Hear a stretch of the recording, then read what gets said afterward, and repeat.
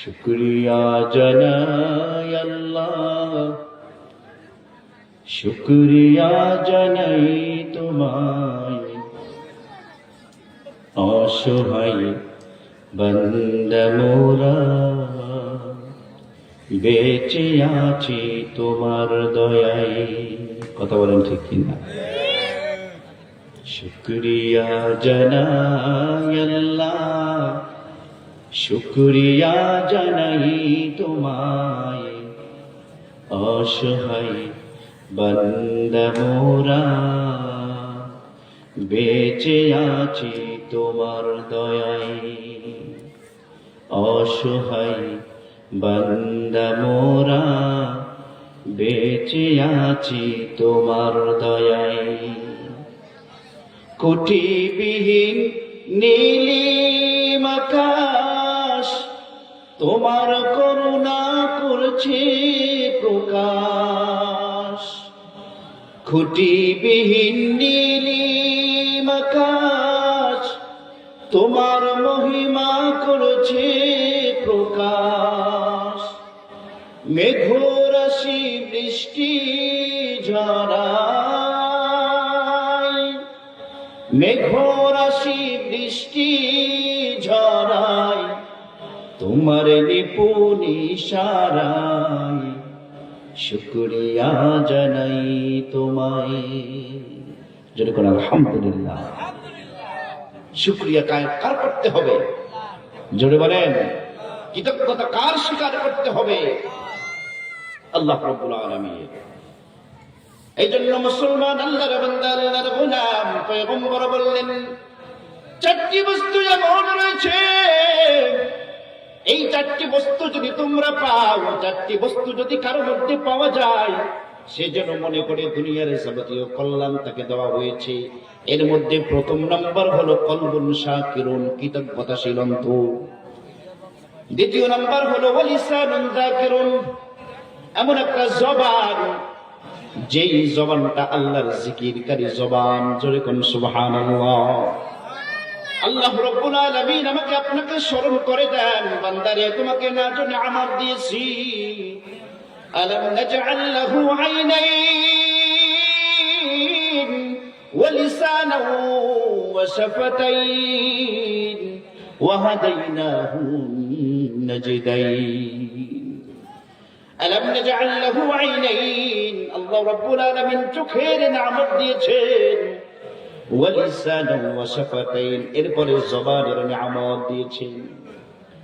মুসলমান আল্লাহর বান্দা, আল্লাহর গোলাম, হাত দ্বারা কাজ করলে হাতটা ব্যথা হয়ে যায়, পা দ্বারা দীর্ঘ সময় চলাফেরা করলে পা ব্যথা হয়ে যায়। দীর্ঘ সময় যদি আপনি শুয়ে থাকেন, আপনার শরীরটা ফজরের মধ্যে ব্যথা হয়ে যায়।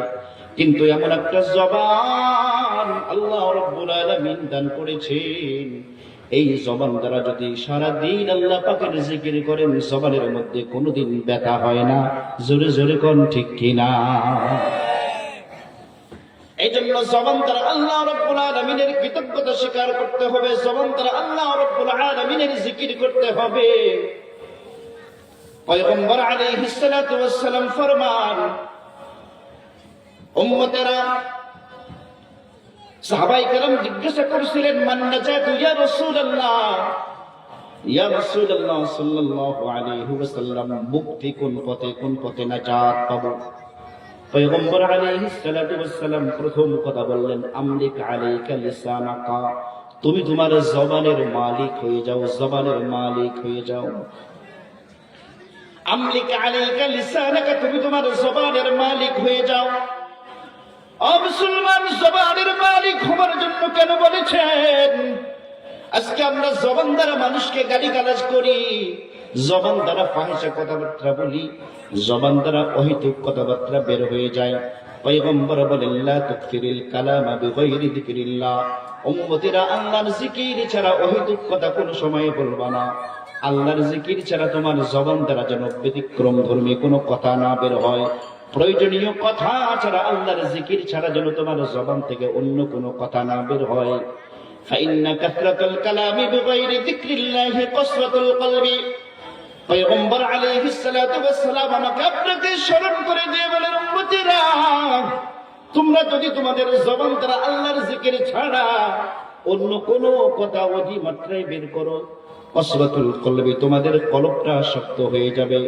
ওয়া ইন্না আবআদান নাসা মিনাল্লাহি আল কসরাতুল কলবি, আর যে সমস্ত মানুষের কলবটা পাথরের মতো শক্ত হয়ে যায়, পাথরের মতো শক্ত যাদের কলব হয়ে যায়, পয়গম্বর বলেন তারা আল্লাহ তাআলার থেকে অনেক দূরত্বে অবস্থান করে, আল্লাহর রহমত তাদের কাছে ভেড়ে না। তাহলে কলব শক্ত হওয়ার অন্যতম একটা কারণ হলো আল্লাহর জিকির ছাড়া অহেতুক কথাবার্তা বলা। ও মুসলমান, এবার আমাকে জবাব দেন, আমার দেশের চায়ের দোকানগুলোতে যে কথাবার্তা হয় এগুলো কি আল্লাহর জিকির? হ্যাঁ, এক হাতে জলিল বিড়ি, আর এক হাতে একেবারে এক হাতে জলিল বিড়ি, অনেক সময় আর এক হাতে অন্য জিনিসও থাকে। এরপরে দুনিয়ার অহেতুক কথাবার্তা দিয়ে আমাদের জীবনটা শুরু হয়, সেই চায়ের দোকান থেকে আমাদের দিনটা শুরু হয়ে যায়।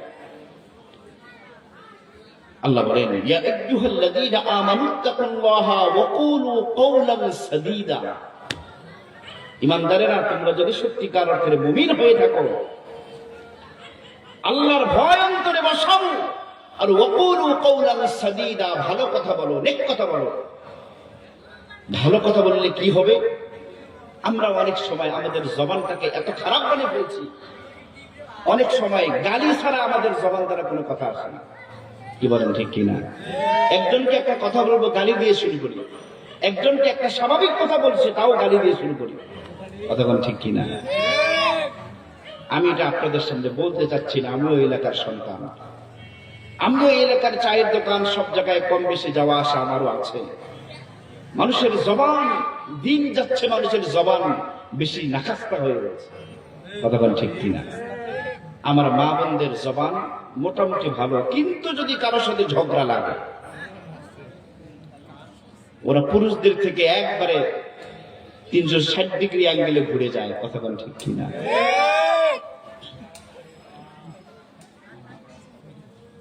আল্লাহ রাব্বুল আলামিন কোরআনুল কারীমে ফরমান, ইয়া আইয়ুহাল্লাযীনা আমানুত্তাকুল্লাহা ওয়া কুলু কওলান সাদীদা, কুলু কওলান সাদীদা, ভালো কথা বলো, সুন্দর কথা বলো, কল্যাণের কথা বলো। ইউসলিহ লাকুম আ'মালাকুম ওয়া ইয়াগফির লাকুম যুনুবাকুম। আমরা মনে করি ভালো কথার কোনো দাম নেই। ও মুসলমান, ভালো কথার দাম যদি দুনিয়ার মানুষ না দেয়, আল্লাহ তাআলা কুরআনুল কারীমে স্পষ্ট করেছেন, ভালো কথার দাম দুনিয়ার মানুষ যদি না দেয়, আমি আল্লাহ ভালো কথার দাম দিচ্ছি, দেখে নাও। আল্লাহ বলেন, ভালো কথা বললে কি হবে? ইউসলিহ লাকুম আ'মালাকুম, তোমাদের কাজগুলোকে আমি আল্লাহ তাআলা সংশোধন করে দেব। কোন সুবহানাল্লাহ। ভালো কথা বলার দ্বিতীয় ফজিলত হচ্ছে ওয়া ইয়াগফির লাকুম যুনুবাকুম, সুন্দর কথা বলবা, এর বিনিময়ে তোমাদের লাভ কি, তোমাদের বেনিফিট কি? ওয়া ইয়াগফির লাকুম যুনুবাকুম, তোমাদের জিন্দেগীর গুনাহ খাতাগুলো মাফ করে দেব। কোন সুবহানাল্লাহ। এইজন্য অশ্লীল কথা, জবানে অশ্লীল কথা তুলবেন না। এমনকি নিজের বন্ধুদের সামনেও, নিজের আপনজনদের সামনেও অশ্লীল কথা, যার সঙ্গে আপনার একেবারে ক্লোজ সম্পর্ক, অত্যন্ত ভালো সম্পর্ক, বন্ধুত্বের সম্পর্ক, তাদের সামনেও ফাহিশা কথা, অহেতুক কথা বলবেন না। কারণ যদি অহেতুক কথা বলার অভ্যাস আপনার বন্ধুদের সামনে হয়ে যায়, এমন একটা সময় আসবে আপনি ভালো একটা মজলিসেও অহেতুক কথা আপনার জবান দ্বারা বের হয়ে গেছে। এই জন্য মুসলমান, আল্লাহর বান্দা, আল্লাহর গোলাম, আল্লাহ রাব্বুল আলামিন, আল্লাহ রাব্বুল আলামিন, এই কথা বললে তো আমি কথা বলতে পারবো না, একটু কথা বলা যাবে না? আল্লাহ রাব্বুল আলামিন আমাকে আপনাকে বললেন, বান্দারা ভালো কথা বলো। পয়গম্বর বলেন, 4টি বস্তু যাদেরকে দেওয়া হয়েছে তাদেরকে দুনিয়ার যাবতীয় কল্যাণ দেওয়া হয়েছে। এর মধ্যে দ্বিতীয় নম্বরে হলো ওয়ালিসানুন যাকিরুন, জিকিরকারী জবান, জিকিরকারী জিহ্বা। মুসলমান, আল্লাহর বান্দা, আল্লাহর গোলাম, পয়গম্বর আলাইহিস সালাতু ওয়াস সালামের কাছে বলা হয়েছিল, ইয়া রাসূলুল্লাহ, ইয়া হাবিবাল্লাহ, আমাকে এমন একটা আমল বলে দেন যে আমল